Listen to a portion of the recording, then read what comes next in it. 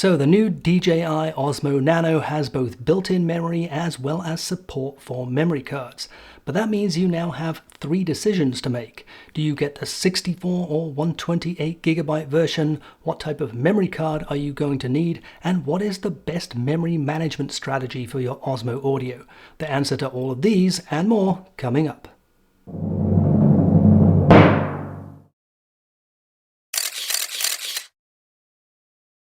Whenever a new camera comes out, one of the videos I typically produce is about memory cards. So I take a collection of some of the most popular memory cards and I test them on that camera, first of all to check compatibility, but also to check out the performance characteristics of the camera and see what specifications are best suited to that camera, and that includes things like write speed, read speed, what capacity, and so on. But with the Osmo Nano, things are a little bit different. Not only because it has both built-in memory and support for memory cards, but the way it's been implemented is a little bit different from what we've seen from DJI in the past. And those differences impact quite a few decisions, starting with which version of the camera is best suited to your needs, all the way through to how to best manage the memory on your Osmo Nano. So for example, you don't run out of memory or even run out of battery power before you can access your recordings. So today we're going to cover everything you need to know about memory choices and memory management on the new Osmo Nano. As usual, there's a lot to cover, so I'll place the chapters up here and on the video timeline. But first this. Before we continue with today's video, a quick disclaimer. This video is not sponsored, paid for, or influenced in any way. I purchased all of the equipment with my own money and the opinions are entirely my own. Now I do include links to the featured products as well as my recording equipment. These may appear throughout the video and in the video description. If you purchase using these links, I may make a commission and this is what helps fund the channel, but rest assured there is no price disadvantage to you. You are getting the best price I can find. Alternatively, if you want to support the channel, you could follow this link and buy me a coffee. And of course, if you enjoyed today's video, please remember to hit the like button and consider subscribing to the channel for a lot more similar content. So back to the video. So the Osmo Nano isn't the first DJI camera to offer the combination of onboard memory together with support for a memory card. We've seen this previously on the Action 5 Pro, the new Osmo 360, and we also saw this 4 years ago on the Action 2. But there is one major difference when it comes to the Nano, and that is, unlike the other three, when you are recording, you can only record directly to the onboard memory. You cannot record directly to the memory card. Now, of course, the Nano does give you the capability of transferring the files from the camera onto a memory card located in the Vision dock, as well as other ways of offloading the files, including both wireless and wired options, and we'll look at these in detail later on. But until you have the opportunity to offload the files from the camera, the amount of recording you can do is limited to the amount of memory left on the camera itself. Now, all of this has quite an impact on how best to manage storage on the camera, including when and how to transfer files. But the first thing it impacts, of course, is which model of the camera you're going to need, the 64 or 128GB version, and that's what we'll cover next. So the Osmo Nano is available in two different versions, 64GB and 128GB. But let's just get the bad news out of the way first. Not all of that memory is available for storage. On the 64GB version, you actually only have 48GB available, and on the 128GB version, just 107.6GB is available for storing your recordings. Now, when it comes to memory options, the general rule, of course, is more is better, but for some users there may be an opportunity here to save a little bit of money and go with the smaller version, as long as you're prepared to be a little more disciplined with transferring files off the camera. But in order to figure out which is the right version for you, you first need to figure out how much recording time each version is going to give you.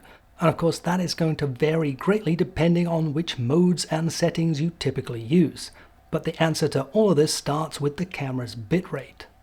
Now, the bitrate is the amount of data the camera stores for each second of recording. So the higher the bitrate, the better the quality. Now, according to DJI, the maximum bitrate on the Osmo Nano is a pretty respectable 120 megabits per second. Now, it's important to note that this maximum bitrate is only used when recording in the most demanding modes, such as 4K at 120 frames per second or 4K 50 using the 4:3 aspect ratio. When filming in more standard video modes, such as 4K 30 frames per second, the bitrate will drop to around 90 megabits per second. Now, if we do the math on that 90 megabits per second, that works out to around 670 megabytes per minute of recording.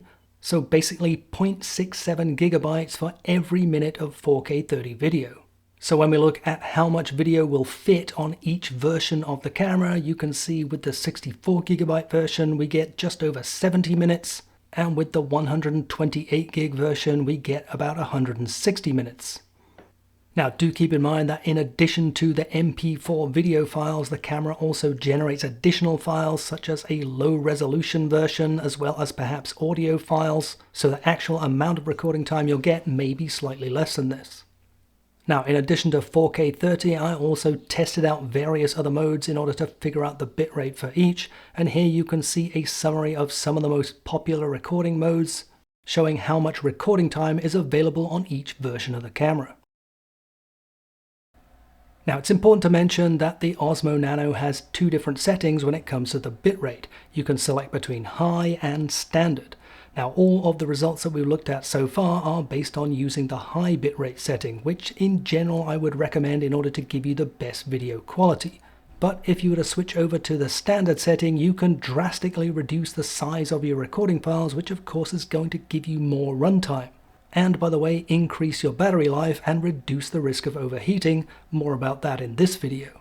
And here you can see a comparison of 4K 30 frames per second using the high bitrate or the standard bitrate. As you can see, using the standard bitrate gives you significantly more total recording time, but again, this comes with a sacrifice in overall image quality.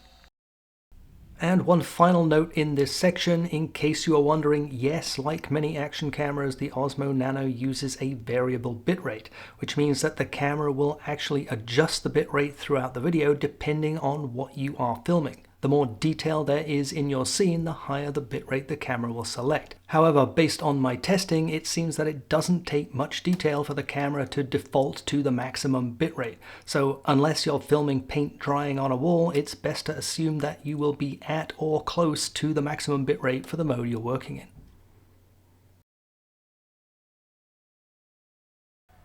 Okay, so far we've talked about filling up the memory of your Osmo Nano. Now let's turn our attention to offloading the files, which of course will free up space on the camera for more recordings. Now, there are three different ways of offloading the content from the camera, and the first one we're going to talk about is probably the most obvious and most convenient, and that is transferring the files from the camera onto a memory card placed in the Vision dock. So, as we already discussed, it is not possible to record directly to the memory card, but the transfer process is very straightforward.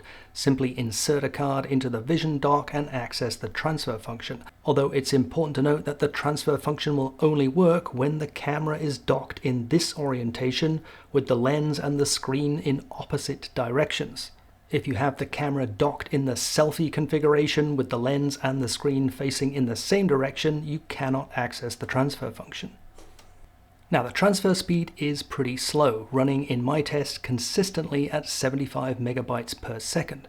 So for example, if you have filled up the memory of your 64 gigabyte version, which remember has 48 gigabytes of available memory, this is going to take you around about 10 minutes.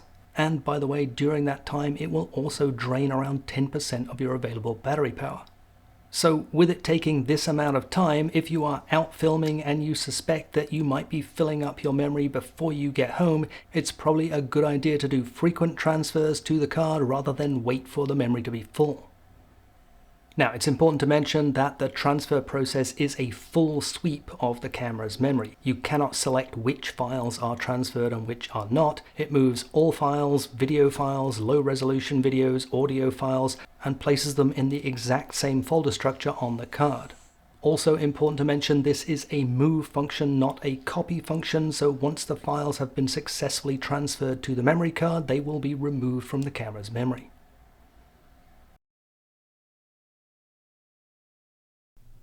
Next up, let's talk about wireless transfer to your smartphone or tablet using the DJI Mimo app. Now here too, the process is pretty straightforward. Simply open up the app and connect to the camera. Once connected, you can browse all of the files that are on the camera, including any that have already been transferred to the memory card. And here you can also select which files you want to transfer. Now the transfer speed is pretty reasonable for small amounts, based on my testing around 80 megabytes per second, but I did notice that when transferring larger amounts, that speed tends to decrease as the transfer progresses. So for example, when transferring 31 gigabytes of files using the wireless connection to the Mimo app, this took almost 10 minutes to complete and also drained about 15% of my available battery. Now, unlike what we saw in the previous section, when you transfer files using the Mimo app, it does not automatically remove them from the camera. So if you're looking to free up space on the camera, you'll need to go in and delete those files as a separate step, which can be done either on the camera or in the Mimo app. So if your goal is to access and use the files on the camera, for example, posting it to social media, the Mimo app is a great choice, but overall I don't think it's the best choice when it comes to memory management. By far the fastest and most efficient way of offloading the files from your Osmo Nano is by a wired connection to your PC or other device, but only if that device supports USB 3.1 or faster. When connected in this way, you will see blazing fast transfer speeds around 600 megabytes per second. So if we take the same example from before, you could offload your completely full 64 gigabyte version in around about 1.5 minutes. Now, it's important to emphasize that both the USB port and cable must support USB 3.1 or faster, otherwise you're going to be limited to around 80 megabytes per second, maybe even slower, so that same transfer is going to take over 10 minutes. In my tests, I was able to confirm the 600 megabytes per second when connected to my M4 Mac Mini, and I even got 400 megabytes per second when connected to my old M1 iPad Pro. Now, when connected to the PC, I believe the camera is also supposed to charge as long as it's connected, but this function seems to be a little bit flaky and it's very hard to tell if that's actually happening. That being said, of course, with these very fast transfer times, I'm not sure it's that important. Also, I found that when connecting the camera when it is hot, for example, if it has just been used, sometimes the connection fails and you might see error messages like this one, in which case you basically have to power off the camera and wait a few minutes for it to cool down. Now, one thing I find really strange about the wired connection on the Osmo Nano is that, unlike other DJI cameras, you cannot access the files on the memory card. For example, if I plug in my Action 5 Pro, which also has built-in memory and a memory card, you can see that both of these show up and I can access the files on both. However, when I plug in my Osmo Nano, I only see the camera itself. I cannot see the memory card, so you cannot use the Osmo Nano as your card reader.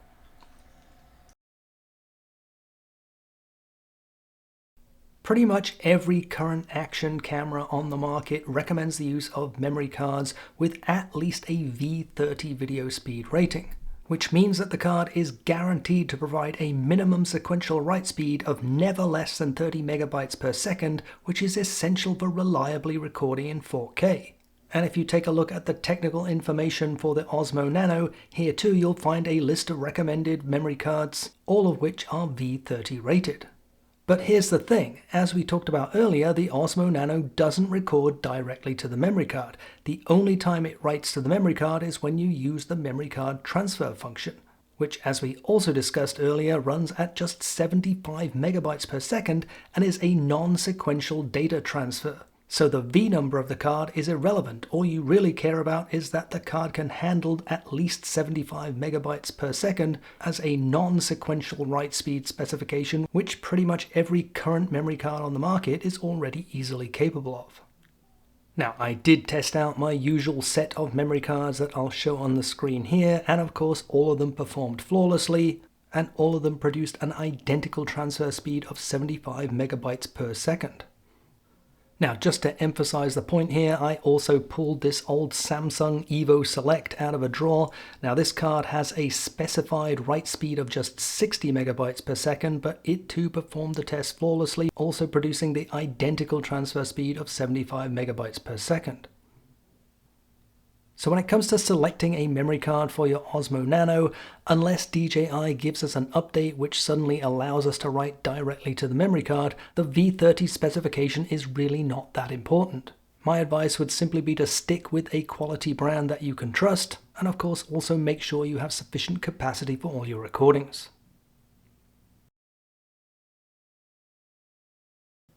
So that's going to cover it for today's video on memory selection and memory management on the new DJI Osmo Nano. If I missed anything, if you have any questions, any comments, if you want to share your experience, please drop those into the comments section. Otherwise, if you enjoyed the video, please remember to hit that like button and also consider subscribing to the channel for a lot more similar content. So thanks for watching.